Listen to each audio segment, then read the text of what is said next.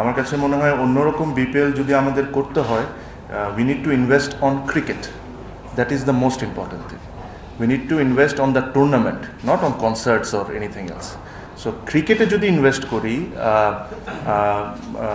আর টুর্নামেন্টে যদি ইনভেস্ট করি, তখন আমরা বলতে পারবো যে এটা নতুন করে বিপিএল।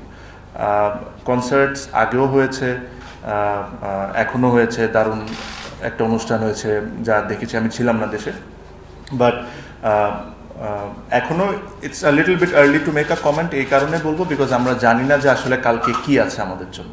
সো এটাও ফেয়ার হবে না যে আমি একটা কমেন্ট করে দিলাম যেটা খারাপভাবে গেল, ওটা না। বাট যদি আমি এতটুকুই বলতে পারি, if somebody ask for my advice, আমি এতটুকুই বলবো যে if you want to change BPL, then invest on the tournament, invest on cricket, that will only change the tournament. ক্রিকেটটা কেমন হবে খেলা, এটা অ্যাকচুয়ালি ডিপেন্ড করে প্লেয়াররা কেমন খেলছে। এটাতে আসলে যারা অর্গানাইজার তাদের হাতের উপর কিছু থাকে না।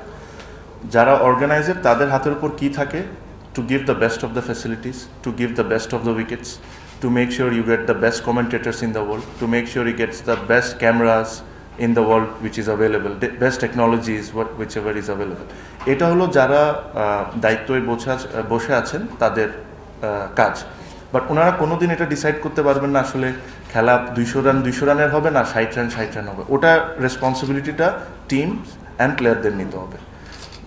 এটার বাইরে এগুলা ওনাদের দায়িত্ব। ওনারা যদি এই কাজগুলো ভালো করে করেন আর আমরাও যদি আমাদের কাজগুলো ভালো করে করি, তাহলে it will be a successful tournament.